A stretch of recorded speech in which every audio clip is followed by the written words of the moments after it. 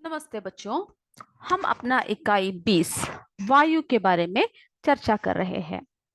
तो हमने वायु के विभिन्न रूपों के बारे में चर्चा किया। आखिरी कक्षा में हमने वायु प्रदूषण के बारे में चर्चा किया, है ना। अब हम देखते हैं वायु के संघटकों की मात्रा में परिवर्तन के निम्नवत कारण क्या क्या कारण है, उनके संघटकों की मात्रा में जो परिवर्तन होते हैं। ठीक है। तो ईंधन के जलने से कार्बन डाइऑक्साइड की मात्रा का बढ़ना। अब ईंधन जब जलता है तब क्या होता है, तब जो है कार्बन डाइऑक्साइड की मात्रा जो है वो बढ़ जाती है। लगभग सभी ईंधनों में क्या उपस्थित होती है, सभी ईंधनों में जो है कार्बन होती है। ठीक है, कार्बन उपस्थित होती है, जो कि क्या करता है, वायु में उपस्थित ऑक्सीजन में जलकर कार्बन डाइऑक्साइड गैस बनता है। ठीक है।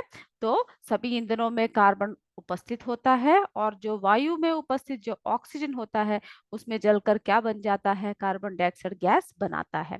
जैसे कि लकड़ी को, है ना, जैसे खड़े को, कोयला को, पेट्रोल को, एलपीजी, इन सबको जलाने से क्या होता है, कार्बन डाइऑक्साइड एवं कार्बन मोनोऑक्साइड गैस उत्पन्न होता है। ठीक है। तो कार्बन डाइऑक्साइड और कौन सी गैस उत्पन्न होता है, कार्बन डाइऑक्साइड होता है, फिर क्या है, कार्बन मोनोऑक्साइड। ठीक है। तो इसको आप जरा लिख के रख लीजिएगा, मोनोऑक्साइड। ठीक है, ये गैस जो है क्या होता है, गैस उत्पन्न होता है। तो जैसे कि वाहनों तथा कारखानों से जो धुआं निकलता है उसमें क्या होता है, विभिन्न प्रकार के ईंधन के जलने से, है ना, उनसे क्या होता है, जो धुआं निकलता है वो विभिन्न प्रकार के जो ईंधने होते हैं उनके जलने से वायु में कार्बन डाइऑक्साइड की जो मात्रा है, मात्रा क्या हो जाती है, वो बढ़ती रहती है ना। और सीमेंट के कारखानों जैसे ताप बिजली घरों से कार्बन डाइऑक्साइड गैस की अत्यधिक मात्रा वायु में मिल रही है। तो क्या है, ये जो कारखाने हैं ना, जो सीमेंट के कारखाने या ताप बिजली घरों से, इन सब से क्या हो रहा है, ये जो कार्बन डाइऑक्साइड की जो मात्रा है वो हमारे वायु में मिलता जा रहा है। और वैज्ञानिकों का अनुमान है कि वायुमंडल में जो कार्बन डाइऑक्साइड गैस की मात्रा बढ़ने से क्या हो सकता है, ताप में वृद्धि होगी, है ना। और ताप में क्या होती है, कार्बन डाइऑक्साइड की मात्रा बढ़ने से ताप में वृद्धि होगी। ठीक है। ताप में क्या होगा, वृद्धि होगा, जिसके कारण भविष्य में क्या होगा, जो ध्रुवीय प्रदेश है उनके जो बर्फ है वो क्या होगी, वो पिघलने लगेगी, जिससे कि समुद्र, जिसे क्या है, समुद्र तटीय निचले इलाकों से समुद्र में डूब जाएगा। जो समुद्र तटीय के जो निचले इलाके हैं वे सब क्या हो जाएंगे, इस तरह से अगर ताप बढ़ता रहेगा और ध्रुवीय क्षेत्रों के जो प्रदेशों के क्या है, जो बर्फ है वो सब पिघल जाएंगे, तब क्या है, जो नीचे के जो इलाके हैं वे समुद्र में डूब जाएंगे। ठीक है, डूबने की आशंका बन रही है। तो कार्बन डाइऑक्साइड गैस जो है सूर्य की ऊष्मा को अंतरिक्ष में वापस जाने से रोकती है। तो क्या करती है कार्बन डाइऑक्साइड, कार्बन डाइऑक्साइड जो है सूर्य की ऊष्मा को, है ना, क्या करती है, सूर्य की जो ऊष्मा है उसको क्या करती है, उसको ऊष्मा को अंतरिक्ष में वापस जाने से रोक देती है। ठीक है, इससे पृथ्वी का क्या होगा, इससे पृथ्वी का क्या बढ़ जाएगा, तापमान बढ़ जाएगा, है ना। इससे अगर ऐसा हुआ तब क्या होगा, पृथ्वी का जो तापमान है, तापमान बढ़ जाएगा। ठीक है, पृथ्वी का जो तापमान है वो बढ़ जाएगा, जिससे कि इससे पृथ्वी का जो तापमान बढ़ रहा है इसको हम क्या कहते हैं, ग्रीन हाउस प्रभाव कहते हैं, यानी इसे क्या कहते हैं, ग्रीन हाउस इफेक्ट कहते हैं। ठीक है, ग्रीन, ठीक है, क्या कहते हैं इसे, ग्रीन हाउस इफेक्ट, यानी आप इस टर्म को जरा लिख के रख लीजिएगा। ठीक है, ग्रीन हाउस, ठीक है, ग्रीन हाउस प्रभाव। ठीक है, क्या कहेंगे इसको हम लोग? ग्रीन हाउस प्रभाव कहेंगे, ग्रीन हाउस इफेक्ट कहेंगे। इसमें क्या हो रहा है कि जब जो है समुद्र तट, जो ध्रुव प्रदेशों आदि में क्या है, कार्बन डाइऑक्साइड गैस की वृद्धि के कारण जो है ताप बढ़ने से, ताप बढ़ जाता है ना, बढ़ने की आशंका है। तो अगर ऐसा बढ़ गया तब क्या होगा, जो निचले हिस्से सब क्या हो जाएगा, वे सब पानी में डूब जाएंगे, यानी समुद्र में डूब जाएगा। और कार्बन डाइऑक्साइड गैस जो सूर्य की ऊष्मा को क्या करती है, अंतरिक्ष में वापस जाने से रोक देती है। इससे पृथ्वी का तापमान बढ़ रहा है, जिसे हम लोग ग्रीन हाउस प्रभाव कहते हैं। ठीक है, और आप जैसे पढ़ चुके हो कि जो पेड़ पौधों में है ना, पेड़ पौधों में क्या है, प्रकाश संश्लेषण की क्रिया, इसके बारे में आपको पता है ना? पेड़ पौधों में क्या होता है, प्रकाश संश्लेषण की क्रिया होता है। तो क्या है, इस क्रिया में, प्रकाश संश्लेषण की क्रिया में जो कार्बन डाइऑक्साइड है गैस का उपयोग करते हैं। कौन से गैस का उपयोग करते हैं? कार्बन डाइऑक्साइड गैस का वे उपयोग करते हैं। ठीक है, और तब क्या होगा, अतः वायु में कार्बन डाइऑक्साइड की गैस की बढ़ती मात्रा को संतुलित करने के लिए हमें क्या चाहिए, हमें अधिक से अधिक पेड़ लगाने चाहिए। इसीलिए कहते हैं ना कि अधिक से अधिक क्या लगाना चाहिए, पेड़ पौधे लगाना चाहिए। क्यों? क्योंकि वायु में जो कार्बन डाइऑक्साइड गैस की जो बढ़ती मात्रा है, उनको कौन संतुलित कर सकता है, बैलेंस कौन कर सकता है? पेड़ पौधे ही कर सकते हैं। ठीक है, अब हम देखते हैं उद्योगों से सल्फर डाइऑक्साइड एवं हाइड्रोजन सल्फाइड की मात्रा का बढ़ना। ठीक है, उद्योगों से, ठीक है, इन सब पॉइंट्स को आप क्या कीजिएगा, आप लिख के रखिएगा। तो हम क्या देख रहे हैं, उद्योगों से क्या बढ़ रहा है, सल्फर। ठीक है, उद्योगों से सल्फर डाइऑक्साइड,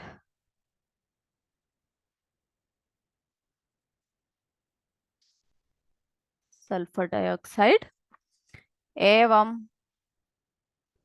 क्या बढ़ रहा है, एवं हाइड्रोजन सल्फेट, हाइड्रोजन, ठीक है, सल्फेट,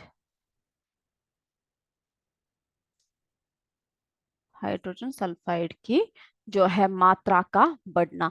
तो जैसे कि कुछ ईंधन होते हैं, जैसे कि कोयला हुआ, पेट्रोल हुआ, है ना, ये सब क्या है, में अल्प मात्रा में सल्फर, यानी सल्फर होता है इसमें, ठीक है, जो गंधक होता है, जो है अल्प मात्रा में सल्फर जो अशुद्धि के रूप में क्या होता है, उसमें विद्यमान होता है, उसमें रहता है। तो ये जलने पर क्या बन जाता है, ये जलने पर सल्फर डाइऑक्साइड बन जाता है। ठीक है, जो ईंधनों में जैसे कोयल, पेट्रोल आदि में क्या रहता है, अल्प मात्रा में सल्फर रहता है, जो अशुद्धि के रूप में क्या है, उसमें विद्यमान रहता है ना। तब क्या होता है, जब सल्फर जलता है, जब ये जलता है तब क्या होता है, इसमें से कौन सी गैस निकलती है, सल्फर डाइऑक्साइड निकलती है। तो क्या हुआ, जब बिजली घरों में, फिर क्या होता है, बिजली घरों में उर्वरक तथा पेट्रोल, है ना, पेट्रोल शोधक कारखानों से भी क्या निकलता है, सल्फर डाइऑक्साइड निकलता है। ठीक है, वे भी, वहां से भी क्या निकलता है, सल्फर डाइऑक्साइड गैस निकलता है। और ये सब गैस कहाँ पर जाकर मिलता है, ये सब गैस हमारे वायु में जाकर मिलेगा, है ना। कहाँ पर मिलता है, हमारे वायु में, वायु में जाकर मिलता है। फिर जो है फोस्फोरिक अम्ल, नायलॉन तथा सेलुलोज रेशे बनाने वाले कारखानों से भी क्या निकलते हैं, उनसे भी जो धुएं निकलते हैं, उसमें जो है क्या निकलता है, हाइड्रोजन सल्फाइड। ठीक है, हाइड्रोजन सल्फाइड गैस निकलती है। तो अब क्या हो गया, जब वो निकल गया फिर वो कहाँ पर जाएगा, वो भी वायु में मिलेगा। तो नाइट्रिक अम्ल बनाने वाले तथा सोना चांदी को शुद्ध करने वाले कारखाने में भी क्या है, नाइट्रोजन डाइऑक्साइड गैस निकलती है। और ये गैसें कहाँ पर मिल जाता है, ये गैसें जो है वायु में मिल जाता है। ठीक है, जो मृत जीवों के अपशिष्टों से क्या होता है, मृत जो जीव होते हैं ना, उनके जो अपशिष्ट होते हैं, उसमें से जो है हाइड्रोजन सल्फाइड गैस एवं अमोनिया गैस की मात्रा का बढ़ना। ठीक है, अब हम देखते हैं अगला क्या देख रहे हैं। तो इतनी बातें आपके समझ में आ गया ना? चलिए, तो इन सब पॉइंट्स को आप क्या कीजिएगा, लिखकर याद रखिएगा। ठीक है, कौन कौन से गैस निकलता है, कैसा है, वो सब आप क्या कीजिएगा, लिखकर याद कीजिएगा। फिर हम क्या देख रहे हैं, जो मृत जीव जो होते हैं उनके अपशिष्टों से जो मृत जीव होते हैं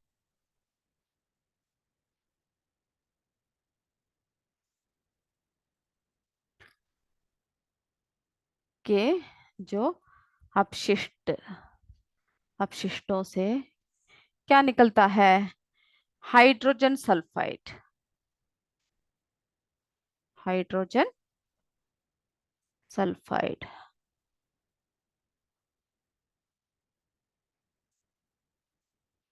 ठीक है, जिसे हम, इसका सूत्र क्या है, H2S। ठीक है, हाइड्रोजन सल्फाइड गैस तथा जो है अमोनिया, अमोनिया गैस की मात्रा, यानी इसका सूत्र क्या है, NH3। ठीक है, अमोनिया गैस की मात्रा का किस तरह से बढ़ता है। तो जब आप अपने खेतों में या गांव से बाहर किसी स्थान पर आप क्या देखते हो, कभी मरे हुए जानवरों को भी देखते हो, तो थोड़े दिनों बाद क्या होता है, अगर उसको ठीक से कहीं दफनाया कुछ ना करे, तब क्या होता है, वो सड़ने लगता है ना। उनके सड़न से क्या होता है, हमें बहुत दुर्गंध आती है। और जब हम वहां से गुजरते हैं, हमें पता लगता है कि कोई जानवर है, कुछ मरा हुआ है, हम क्या करते हैं, हमारे नाक दबाकर उस जगह से निकलते हैं, है ना। तो वास्तव में जो मृत जीवों के अपघटन से क्या है, कौन से गैस पैदा होता है, जो हाइड्रोजन सल्फाइड, ठीक है, हाइड्रोजन सल्फाइड गैस तथा अमोनिया गैस उत्पन्न होती है। और इस प्रकार की जो जीवाश्म ईंधन के जलने पर क्या होता है, हाइड्रोजन सल्फाइड गैस उत्पन्न होती है। तो क्या है, जीवाश्म ईंधन जो है उनके जलने से भी क्या होता है, ये जो गैस है, ठीक है, इसमें क्या होता है, हाइड्रोजन सल्फेट गैस उत्पन्न होती है। ठीक है, जो चांदी के आभूषणों को क्या कर देता है, काला कर देता है। और मनुष्यों को पशुओं के मूत्र में उपस्थित यूरिया के अपघटन से भी अमोनिया गैस बनती है। फिर क्या है, जो मनुष्यों में या पशुओं के मूत्र में जो उपस्थित यूरिया होती है ना, यूरिया के अपघटन से क्या बनता है, यूरिया के अपघटन से भी कौन सा गैस बनता है, अमोनिया गैस बनता है। ठीक है, अमोनिया गैस बनता है,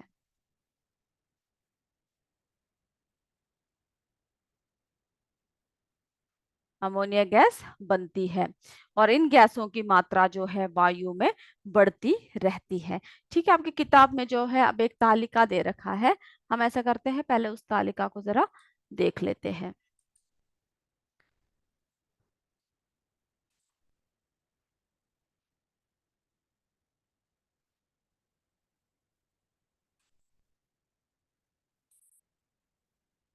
चलिए, इस तालिका में देख रहे हो ना, तालिका 20.3, इसमें क्या दे रखा है, इस तालिका में स्रोत, ठीक है, जो वाहनों का धुआं, काष्ठ, कोयला, तेल, पेट्रोल, डीजल एवं प्राकृतिक गैस का दहन। वायुमंडल में मिलने वाला पदार्थ क्या है, इन सबसे कार्बन डाइऑक्साइड तथा नाइट्रोजन के ऑक्साइड की मात्रा में वृद्धि होती है। और हमें क्या प्रभाव पड़ता है, इससे सिर दर्द होता है, दमा होती है, थकान होती है ना, ये सब होता है। फिर जो है दूसरा है ईंधनों का अपूर्ण दहन, जब वो ठीक से दहते नहीं है, क्या है, जब वो ठीक से जलते नहीं है, तब क्या होता है, इससे भी हमें क्या होता है। चलिए, इस तालिका को जरा पहले हम आपको जरा बताते हैं। तो हमने क्या देखा, उस तालिका में हमने क्या देखा, स्रोत देखा, ठीक है, स्रोत कि कौन कौन से स्रोतों से क्या क्या होता है।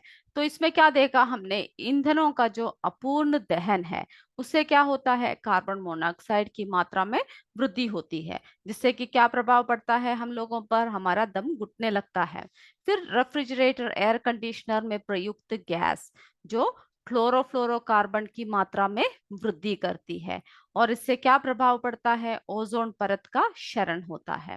फिर कागज के निर्माण में, उसमें क्या होता है, कौन सा गैस निकलता है, सल्फर डाइऑक्साइड की मात्रा में वृद्धि होता है, जिसका क्या प्रभाव पड़ता है, जिसमें वर्षा जल के द्वारा जो है SO2 का अम्लीय वर्षा यानी एसिड रेन में क्या हो जाता है, परिवर्तन हो जाता है।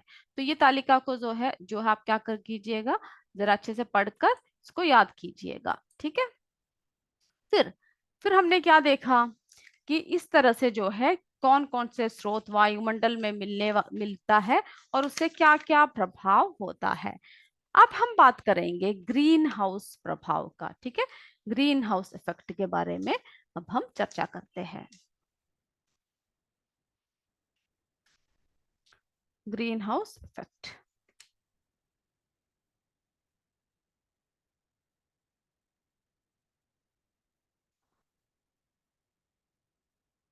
हाउस प्रभाव।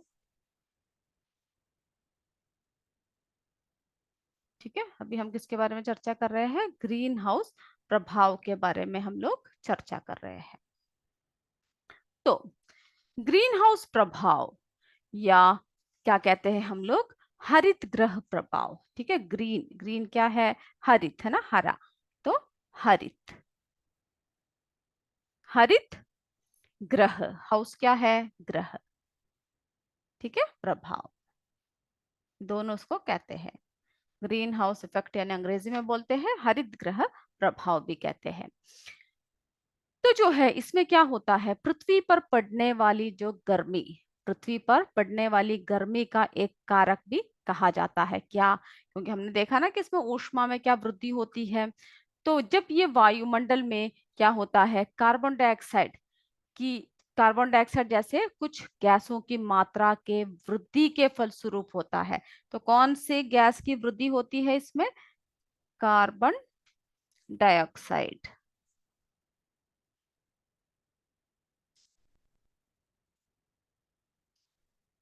ठीक है, कार्बन डाइऑक्साइड गैस की क्या होती है, इसमें वृद्धि होती है।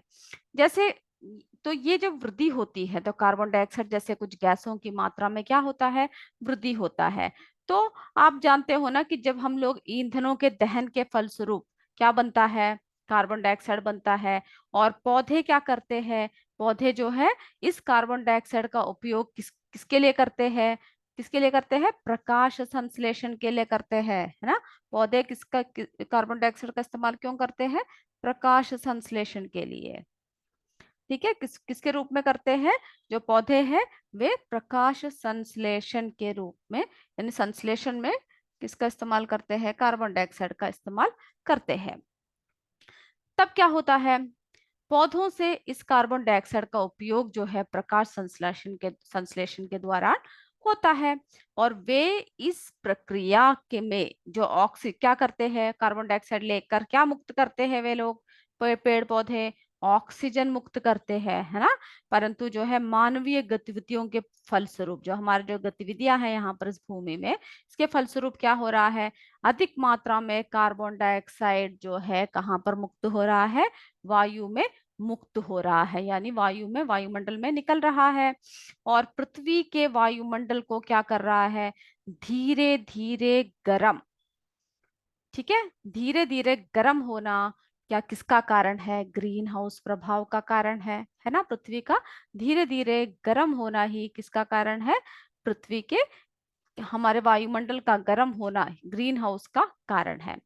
तो इसमें जो ग्रीन हाउस गैस है, जैसे कि, जैसे कार्बन डाइऑक्साइड, जल वाष्प, मीथेन, फिर नाइट्रस ऑक्साइड, है ना, तथा क्लोरोफ्लोरोकार्बन आदि जो है, जिनका अनुपातिक प्रतिशत वायुमंडल में बढ़ रहा है। जैसे कि आपके इसमें एक चित्र दे रखा है ग्रीन हाउस प्रभाव का, उस चित्र को जरा देखिए।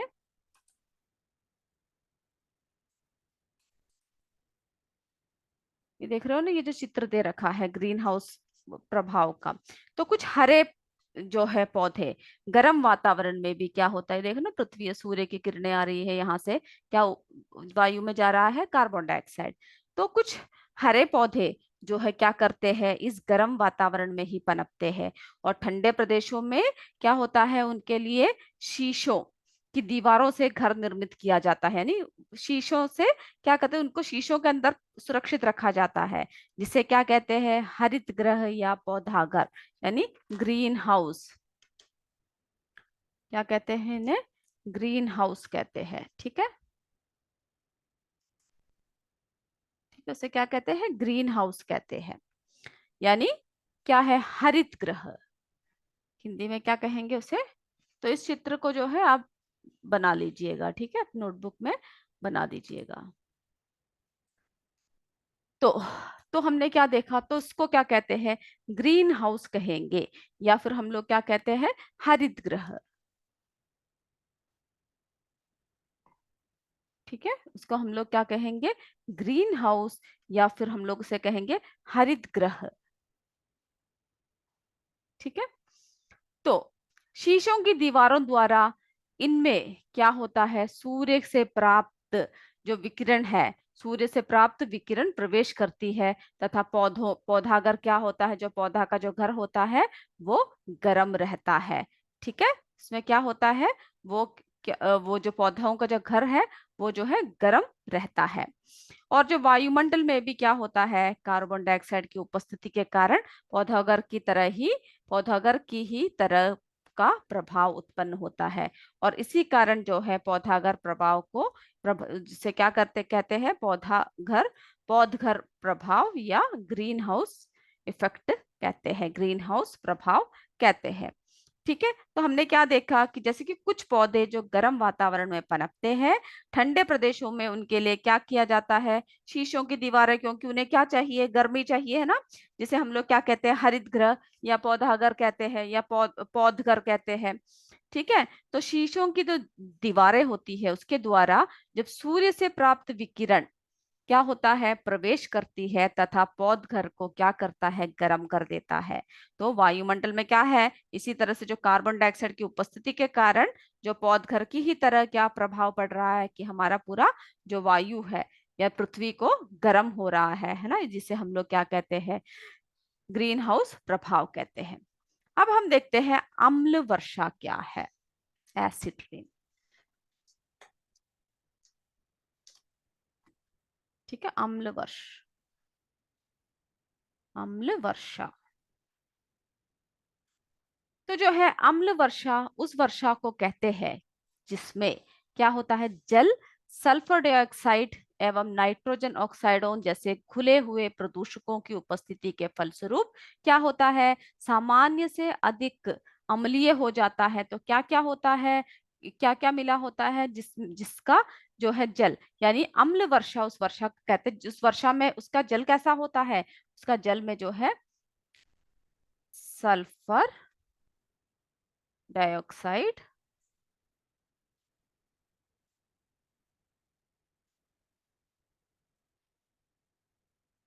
ठीक है, सल्फर डाइऑक्साइड यानी SO2,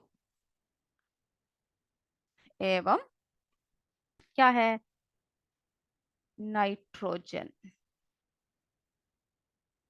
ठीक है, नाइट्रोजन ऑक्साइडों, नाइट्रोजन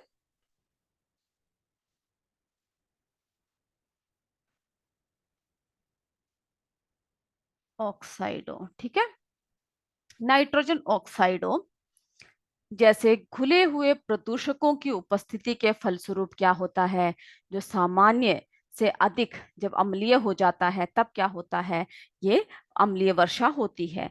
तो जब क्या है, अम्लीय ऑक्साइड, ये जो अम्लीय ऑक्साइड है ये जीवाश्म ईंधनों के दहन के फलस्वरूप क्या होता है, वो मुक्त होता है। और अम्ल वर्षा, जब अम्ल वर्षा के मुख्यतः क्या है, नाइट्रिक एवं सल्फ्यूरिक क्या होते हैं, अम्ल होते हैं। तो अम्ल वर्षा में मुख्य क्या होते हैं, नाइट्रिक एवं सल्फ्यूरिक, ठीक है, अम्ल होते हैं, जो नाइट्रोजन के ऑक्साइडों एवं सल्फर के ऑक्साइडों के घुलने के फलस्वरूप होता है। ठीक है, और जब अम्ल वर्षा भवनों एवं मूर्तियों में विशेषकर क्या होता है, जब पत्थर एवं संगमरमर के जो बनी वस्तुएं होती है ना, उन सब में क्या होता है, क्षति पहुंचाती है, उन सब में क्या पहुंचाती है, क्षति पहुंचाती है। और अम्ल वर्षा के पर्यावरण पर दुष्प्रभाव है ना, स्पष्ट रूप से दर्शित है। आपने जब ताजमहल सब में देखा है ना, ये सब क्या है, उन सबको अम्लीय वर्षा जो है क्या कर रहा है, उन सबको खराब कर रहा है। तो हमने क्या देखा, अम्लीय वर्षा, है ना, जो इसमें एक डायग्राम में दे रखा है, इसको भी जरा देखिए, अम्ल वर्षा चक्र किस तरह से हो रहा है। ठीक है, H2S, S2, फिर क्या घंटों बाद क्या होता है, जलवाष्प, उसके बाद सेकंडों में क्या होता है, जो वर्षा होती है वो अम्लीय वर्षा होती है। और यहाँ पर जो है किस तरह से होता है, यहाँ के जो स्थान ये सब जो क्या हो जाता है, जो अम्लीय वर्षा के कारण जो है यहाँ पर सब हमें नुकसान पहुंचता है। तो अम्लीय वर्षा जो है मृदा, जल स्रोतों, जंगलों तथा मानवीय स्वास्थ्य के लिए भी क्या है, नुकसानदायक है।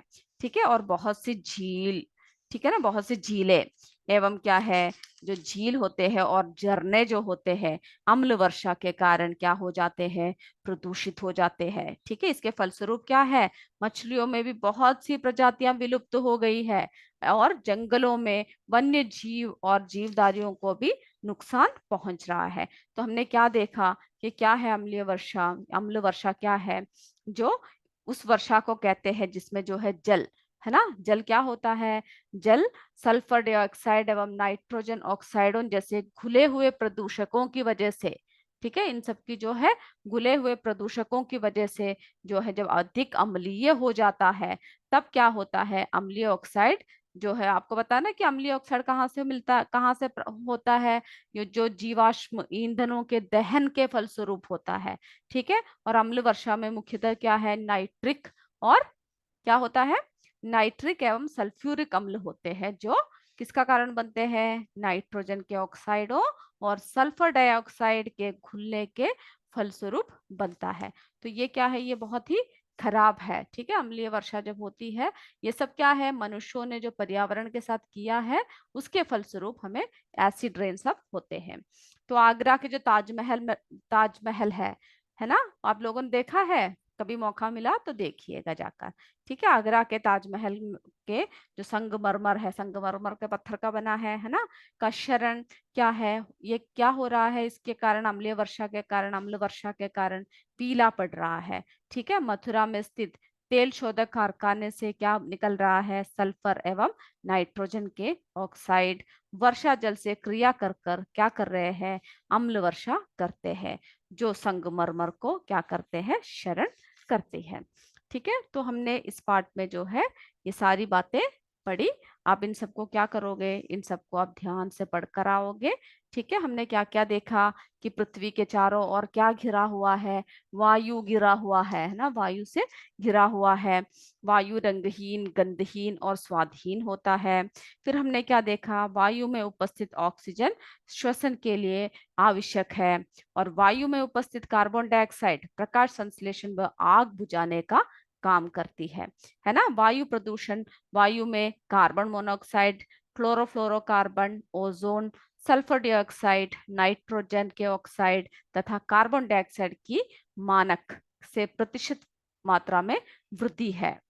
और वायु प्रदूषण वाहनों से निकलने वाले धुओं से, ईंधनों के जलने से, है ना, इन सबसे जहरीली, इन सबके निकलने, सबसे निकलने वाली जहरीली गैसों से होती है। और हरित गृह प्रभाव मुख्यतः क्या है, गैसों की यानी कार्बन डाइऑक्साइड गैसों की अधिकता के कारण क्या होती है, पृथ्वी की गर्मी में वृद्धि होती है। ठीक है, और वायु में पाए जाने वाली गैसें जैसे सल्फर डाइऑक्साइड, नाइट्रोजन के ऑक्साइड वर्षा के जल से अभिक्रिया कर कर क्या बनाते हैं, वो अम्ल वर्षा बनाते हैं। ठीक है, जो हमारे स्वास्थ्य के लिए क्या है, हानिकारक है। तो हमने इस पार्ट में इतनी सारी बातें चर्चा किया। अब इसके बाद हम क्या करेंगे, हम इसके प्रश्न उत्तर जरा देख लेते हैं। ठीक है, हम सिर्फ इसके प्रश्न उत्तरों को ही करेंगे, तो आप जरा देख लीजिए क्या क्या है प्रश्न। सबसे पहला प्रश्न है, निम्नलिखित प्रश्नों के उत्तर दीजिए। कैसे सिद्ध करोगे, करेंगे कि वायु में जलवाष्प उपस्थित है, कैसे करोगे। गर्मियों के दिन में गिलास में पानी के साथ बर्फ डालकर थोड़ी देर रखते हैं। ठीक है, ये हम सिद्ध कर रहे हैं। तो क्या देखोगे, आप देखेंगे कि इसकी बाहरी सतह पर पानी की छोटी छोटी बूंदे दिखाई देती है। ठीक है, आप सीधा इसको ऐसा भी लिख सकते हो कि गर्मियों के दिनों में अगर गिलास के पानी में बर्फ डालकर रख दे तो हमें इसमें क्या दिखाई देती है, छोटी छोटी पानी की बूंदे दिखाई देती है।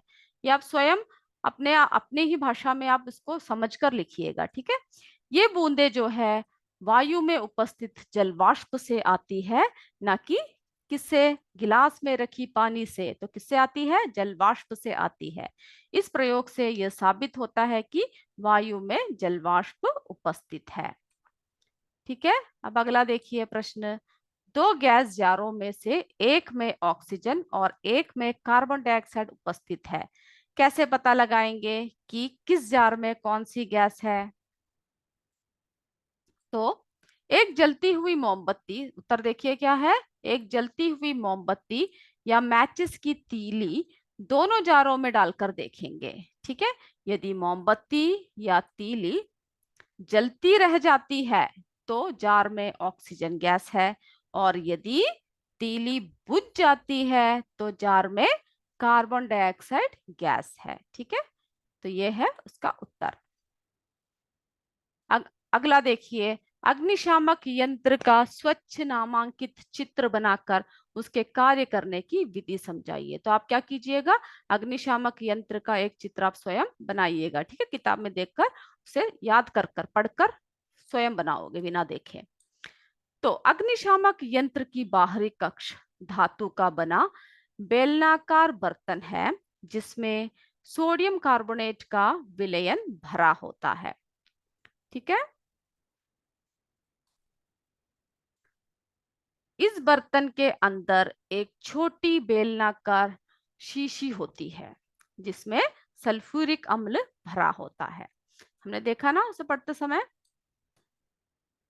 उपयोग से पहले उस उपकरण को उल्टा करके जमीन पर पटक देते हैं जिससे शीशी टूट जाती है और सल्फ्यूरिक अम्ल सोडियम बाइकार्बोनेट से क्रिया कर कर कार्बन डाइऑक्साइड गैस बनाता है।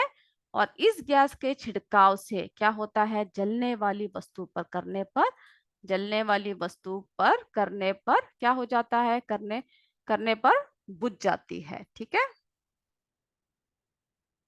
यहाँ पर करने पर लिखिएगा। ठीक है, जलने वाली वस्तु पर करने पर वह, ठीक है, या फिर आग बुझ जाती है। ठीक है, वह बुझ जाता है या फिर आग बुझ जाता है, ऐसे लिखिएगा। इसको आप पढ़कर समझकर उत्तर को स्वयं लिखोगे। ठीक है, अगला है, वायुमंडल में कार्बन डाइऑक्साइड की मात्रा बढ़ने से पर्यावरण पर क्या प्रभाव पड़ रहा है? चलिए, ये अभी हमने चर्चा किया। वायुमंडल में कार्बन डाइऑक्साइड की मात्रा बढ़ने से ताप में वृद्धि हो गई है जिससे भविष्य में ध्रुवीय क्षेत्रों की बर्फ पिघलने का खतरा बढ़ गया है। कार्बन डाइऑक्साइड गैस सूर्य की ऊष्मा को अंतरिक्ष में वापस जाने से रोकती है। परिणाम स्वरूप पृथ्वी का तापमान बढ़ रहा है। ठीक है, तो ये लिखिएगा। उसके बाद लिखिएगा, इसका मानवीय जीवन पर विपरीत प्रभाव पड़ रहा है। क्या प्रभाव पड़ रहा है इसका? मानवीय जीवन पर विपरीत प्रभाव पड़ रहा है। ठीक है, तो हमने ये सारी उत्तर जो है हमने देखा। तो आप क्या कीजिएगा, इन सभी उत्तरों को आप पढ़कर, किताब को अच्छे से पढ़कर हो सके तो स्वयं लिखने की कोशिश कीजिएगा। ठीक है, तो आज की कक्षा हम यहीं पर समाप्त करते हैं। जय विद्या शक्ति, जय हिंद, जय भारत। धन्यवाद मेरे बच्चों।